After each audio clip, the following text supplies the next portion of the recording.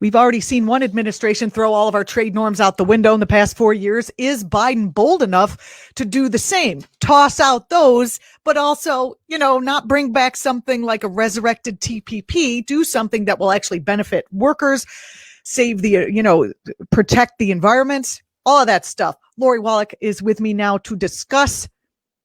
I've been talking about you, Lori, for the last 20 minutes. So I'm very excited that you're here, and I was really happy that you could join us today. Thank you so much for being here. Thank you. Lori is the director of Public Citizens Global Trade Watch. As I said, there's much to discuss. You and I used to have interviews regularly during the Obama administration when we were talking about the disastrous TPP, and then Trump, my mortal enemy, got rid of it. So it really confused me at the time, but I was pretty happy about it. Can you talk about the ways in which Donald Trump has affected and or changed the norms around American trade policy during his tenure? Well, basically, Trump threw out all of the old norms, but actually it wasn't Trump. Trump doesn't know his ass from his elbow. It was the U.S. Trade Representative, Robert Lighthizer. And as a result of the things that Lighthizer did, which were considered forbidden, terrifying, he, number one, has left an enormous amount of leverage for the incoming Biden nominee for the same job, Katherine Tai. So at the WTO, she's inheriting a lot of leverage with China policy. But also, Lighthizer basically demonstrated that you can do all kinds of things, including using tariffs as leverage, simply shutting down bad institutions. And contrary to conventional wisdom, the earth will not hurl off its axis into the sun and disappear. There is no cataclysm. There is no global depression. These are tools just like any other policy tool. And because we had the opportunity to see Lighthizer use them and see the world or economics as we know it not come to an end, it means the new administration has more arrows in its quiver. Well, that's actually good. I am shocked. This is good news. We've got, was there any significant damage done to the U.S.'s relationships with other countries as a result of Trump's protectionism? So I think that the way that some of the relationships were handled, which was just offhanded and frequently via the president, personal and nasty, can't help. I don't know that the trade policies did any permanent damage. I mean, think about the places where the tariffs have been. We've been in a nonstop battle with Europe over subsidies to Airbus for 20 years. There have been tariffs against the EU by the US over that issue. China, where there's a ton of new tariffs, a lot, is a country that basically has not been very forthcoming in what it's up to vis-a-vis what it agreed to do, and of course is agreed to do vis-a-vis not subsidizing exports, some of the basic rules of global trade that I think if you're going to have global trade, you have to have those rules or you don't have fair competition. But also the Chinese government, obviously with its horrific slave labor camps all over China's West, abusing Uyghur and other Muslim ethnic minorities, has been dumping forced labor goods onto the global market and has obviously been abusively cracking down on any kind of independent free speech for any rights, labor or otherwise. And all of those things keep wages down, which is to say there are a bunch of things that China's tightly woven political, military, and economic elite, some of whom are the same people, some of the big companies are government-owned companies, there is a set of practices that has hurt U.S. workers, that makes it impossible for U.S. companies to be able to, in our own U.S. market, be able to succeed. So some of the penalties against China, I think, are not totally wrong. The question is how they've been targeted and if they can be effective, because if we're jumping up and down and saying, no, no, no, but China can continue its existing practices and sell its stuff other places and have forced labor goods going to Australia and Japan and the EU and Canada. That doesn't create the leverage we need to actually get the practices changed. So that, I think, is more the sort of question, is the effectiveness of some of those tools. Some of those tools the next administration should use. Are there ways to support American workers via trade agreements and trade policies without provoking a trade war? Oh, for sure. I mean, basically, the U.S. has been the country that has, in a near religious, passionate way, on faith, pushed out a sort of hyper globalized model that really is a bunch of special protections for corporations. I mean, it's not free trade either, this agenda. And then we've more or less lived by those rules. The rest of the world looks at pieces of them and says, why would we jack up medicine prices and have new monopoly rights for big pharma in a free trade agreement? No, we're not going to do that. Or other countries say, and the reason we would pretend that government procurement is like private sector trade and not allow domestic preferences to let the tax dollars get reinvested back in the country they come from, why would we do that? We're not going to do that.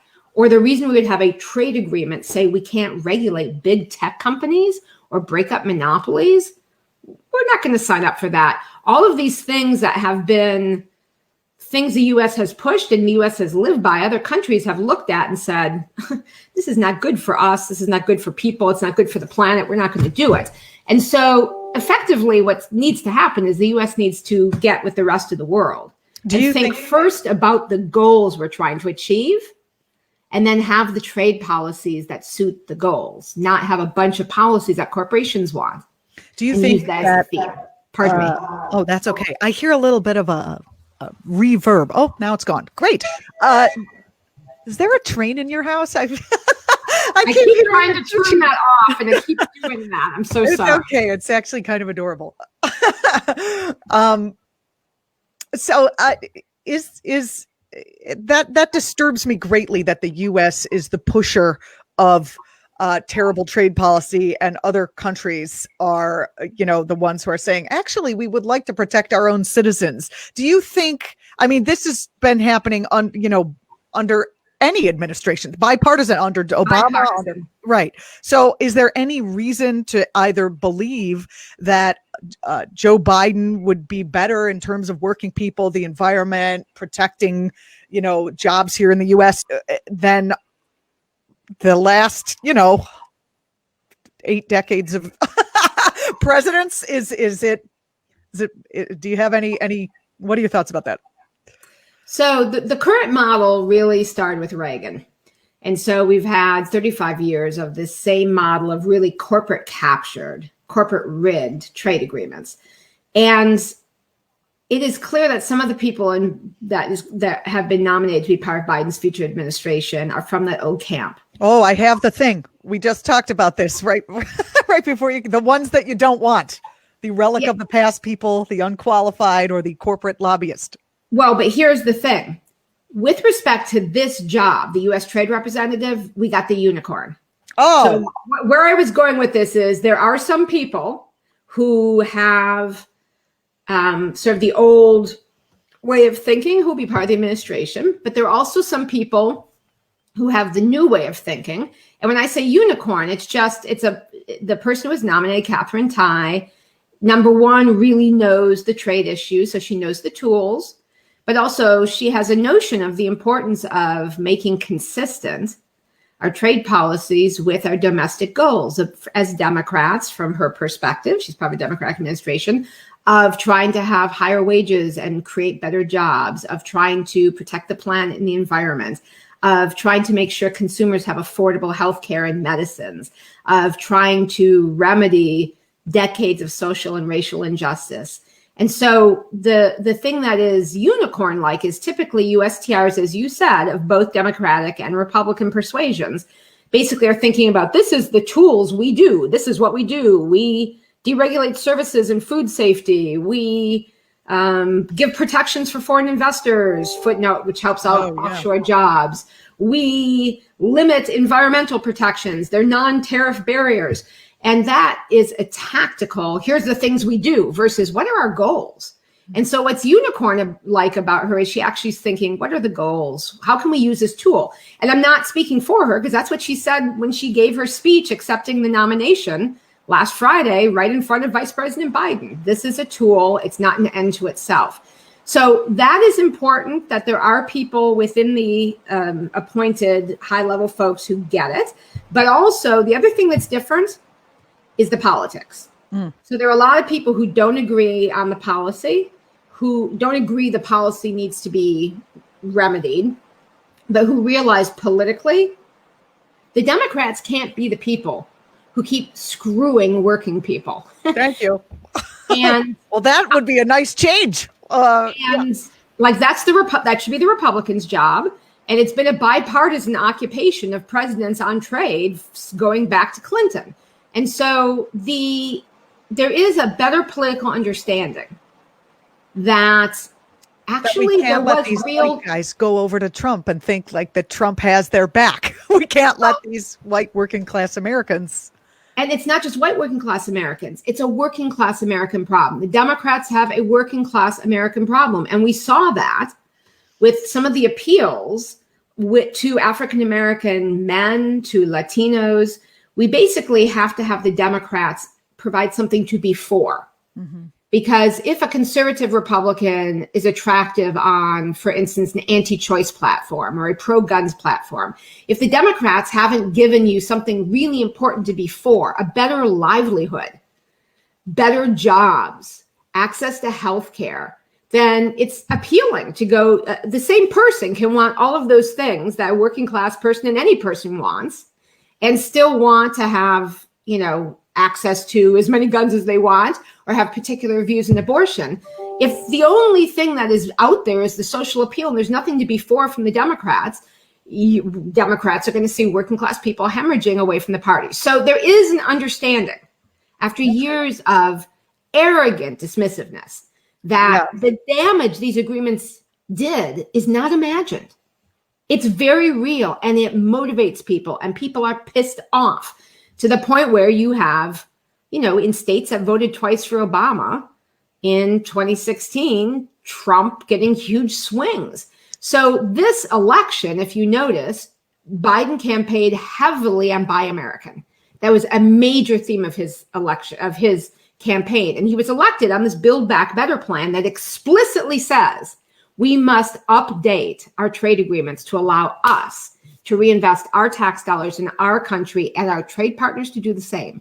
And that's the sort of recognizing you have a problem is the first step towards fixing it. It's very interesting. He was the vice president under Barack Obama. So to see the fact that he is seeing the writing on the wall and actually moving in that direction, I think is heartening. I mean, a lot of our viewers will never forgive him for things that happened underneath when he was the vice president in another administration. But do you find it as heartening as I do that he is seeing the political moment and needing to go with it? Absolutely. And here's the thing for everyone, and I put myself in this camp, who looks at Joe Biden's record of voting for NAFTA, voting for China PNTR, of talking up TPP. All of that is true, which is the indicator we're going to have a battle ahead of us because there's muscle memory there of bad policy.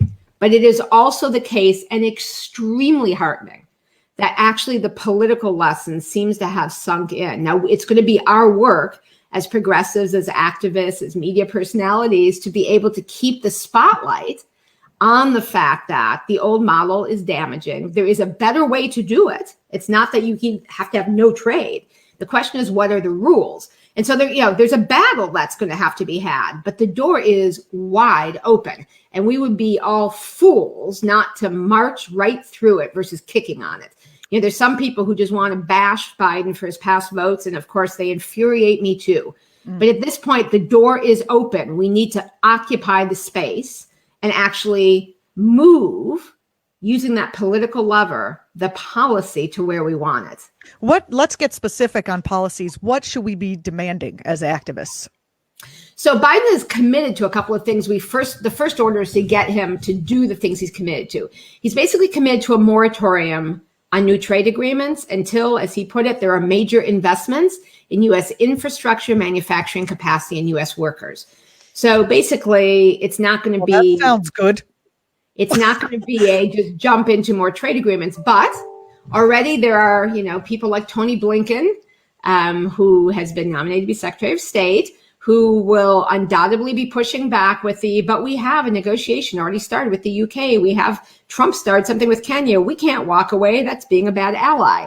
We don't have to walk away. Just hurry up and do the other things. And then, Well, we can, that's right. But in the short term, if the previous president has been serving ptomaine with a side of plague sauce to your allies, you do not then bring in an extra dish of ground glass. You basically grab the dishes off the table and make sure no one of your friends takes a bite of the previous poisonous fare. Mm-hmm. And, our allies, I am sure, will be happy to hear that the administration needs to sort out how to go forward, and they'll be first in line with the right kind of policies that actually are good for people and are not just Trump's revisal of some of the rigged policies. So that's a first thing, is we all are going to need to make sure that moratorium sticks, because here's something horrifying most people don't know about. Trump's guys have been pushing at the World Trade Organization for a great big digital trade agreement that is a big tech deal that would basically make it impossible to do privacy protections, would guarantee a waiver on all liability for every company, for every country in the world. So basically what we have here, Section 230, where Amazon can send you a dangerous or a counterfeit product and burns down your house and they have no liability. So they're trying to do that, as well as I hate Amazon. Sorry. as get a rule that basically says you can't have access as a lawyer, as a researcher, to any information about source code. So you can't figure out if you're being discriminated against, all those civil rights actions of, Black people see one set of job descriptions, white people see another. So all of these basically handcuffs to put on governments are being negotiated right now at the WTO. The plug just needs to be pulled on that. So first thing is the moratorium and making sure the president follows through. Second thing is buy American. So if he really does what he's saying, he's going to have to go back and fix existing trade agreements to allow us to have buy American. Because right now, when we have U.S. tax dollars being purchased, theoretically, since FDR, domestic companies and goods are supposed to get a preference, right? That makes sense. You reinvest our tax dollars into innovation and creating jobs and supporting small businesses. But no, because of the trade agreements, buy American means buy American plus 60 other countries who have waivers thanks to being in trade agreements with us. And that includes all of Europe and Japan and Korea. So we are offshoring our tax dollars. So when we try and do stimulus, it leaks out instead of having the effects we want at home. So that fix needs to happen right away, because we know they're going to do COVID stimulus. They're going to do stimulus right away. And that money can't get offshore because of all these holes in our procurement policies. That would be great.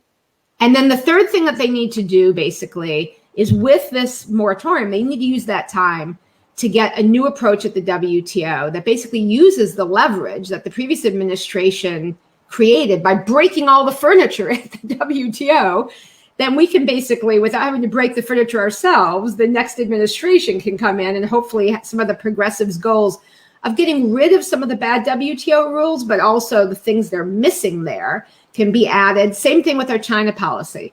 So there's a lot of leverage because there's 30% tariffs on $300 billion worth of stuff. So that's a lot of leverage. But what are the asks? So the asks from the Trump administration have been things that are good for corporations, better intellectual property protection, so it's easier to produce in China, or stronger investment protections. That's just outsourcing incentives. What we need are labor standards, a ban on Uyghur or slave labor goods, rules against subsidies, currency manipulation. That's what would help U.S. businesses and workers and farmers. So we basically need, as the third pot, to go on the offensive with the progressive alternative vision for what would be good as a trade model for people on the planet. In a previous segment, we were talking about the demand to raise the federal minimum wage to $15 an hour. How would trade policies be, if we can't get that through outright, how could we use trade policies to ensure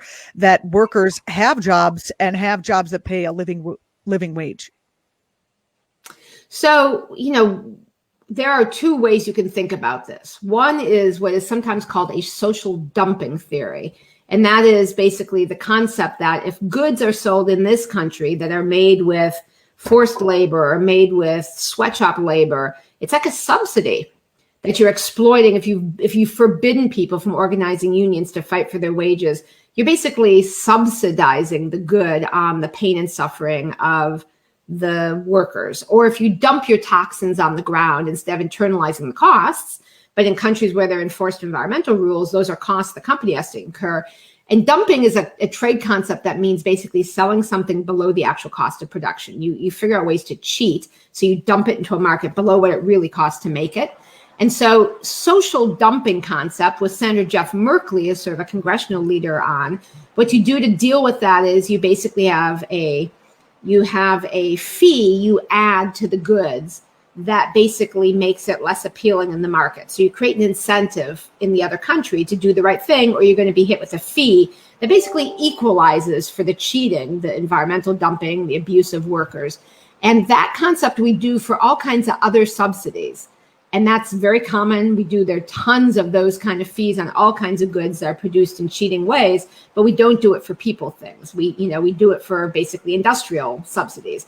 So that is one way you do it. You basically penalize the bad goods. You create incentives if you want to get into this great big market that you have to follow the rules. The second way you do it is you put rules into agreements, like a better version of what was in the revised NAFTA, where you say, this good cannot come in here and get the duty-free access unless some large percentage of it is made by people making X minimum wage. And you basically create a minimum wage that's a condition for being able to get the trade benefits of agreement. Those are the two ways you can do it. Well, that's excellent. We will push for all of those ways. Lori, it's been a pleasure to have you back on the program after such a long time. We've been inundated with talking about Trump's insanity, and the trade policy sort of took a side as COVID struck us. So I'm really happy to have you back, and I look forward to fighting these fights with you and keeping this on the front page of people's minds, that we can make real changes in people's lives using trade policy under the Biden administration. Thanks so much for joining us. I appreciate it. Thank you so much. And by the way, there's a real appetite in Congress now. After the COVID crisis, people are much more wary of hyperglobalization. They want more stuff made at home. So we've got some good opportunities. Yes, I would like to have toilet paper if, in fact, I have to be stuck into my house. And so let's take the silver lining and run with it while we have the opportunity, right? Thank you so much. Look forward to talking with you again soon. You too. I really appreciate you coming on the program. You are watching ACT.tv. I'm Julianna Forlano. If you're watching on YouTube, don't forget to subscribe. We're going to do all this kind of talking and everything else that we normally do here. Tell your friends about us. That would help. We're building our channel. And thank you to everyone who has found us recently. We have, I believe, 46,000 new subscribers since we launched, and I'm excited about that. You can follow me on Twitter at Julianna Forlano. You can follow James from the internet. You can follow Messiah. There's a whole bunch of other shows. Jocelyn has a show on Fridays to watch here on the YouTubes. Thanks for watching. We will be back tomorrow. Upcoming guests on this program include Jabia Wilson, the executive director and publisher of Feminist Press. She is a regular guest here and is always a joy to have on and to talk with. So stay tuned. Thanks for watching. We'll see you tomorrow.